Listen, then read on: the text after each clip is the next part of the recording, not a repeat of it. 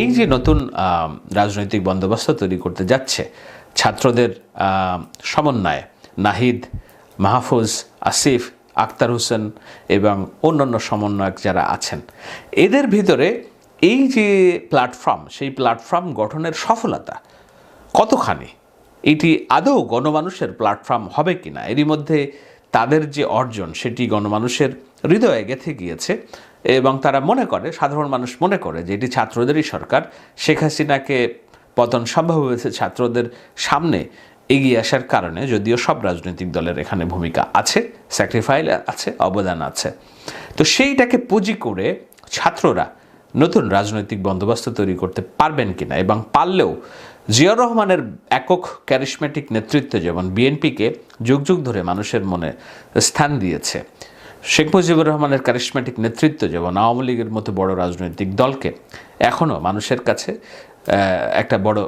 প্রতীক হিসেবে দাঁড় করিয়েছে, যেইটা সমর্থ হননি মাওলানা ভাসানী। তিনি ব্যক্তিগতভাবে ক্যারিশম্যাটিক ছিলেন, পরিচিত ছিলেন, কিন্তু তার রাজনৈতিক দর্শনকে তিনি বাংলাদেশের ক্ষমতার রাজনীতিতে নিতে পারেননি। সেইটার ঘাটতি আছে কিনা ছাত্রদের এই যে নেতৃত্বের মধ্যে, সেটি একটি আমার ভাবনা। আর সেই ঘাটতি যদি না থেকে থাকে, এমন কোনো ক্যারিশম্যাটিক লিডার যদি সামনে এসে বেরিয়ে আসতে পারেন এবং জনগণের পালসের সাথে সম্পৃক্ততা ঘোষণা করতে পারেন,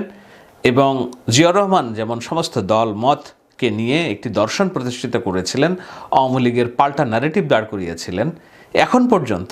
আওয়ামী লীগের যেই পতন, সেই পতনের পর আওয়ামী লীগ রাজনীতির যে পাল্টা ন্যারেটিভ বয়ান, এবং একই সাথে বাংলাদেশের এতদিন যাবৎ যে রাজনৈতিক দলগুলো ক্ষমতায় আছে তাদের ক্ষমতার ভুল ত্রুটির বিপরীতে একটি স্বচ্ছ শুদ্ধ বয়ান যদি নির্মাণ করতে পারেন, এবং সেই বয়ানের পক্ষে যদি কেউ একজন এককভাবে কিংবা দ্বৈতভাবে যদি এরকম ভূমিকা দেখাতে পারেন যে না, জনগণের পালসের সাথে তারা সম্পৃক্ত হতে পারছেন, নিঃসন্দেহে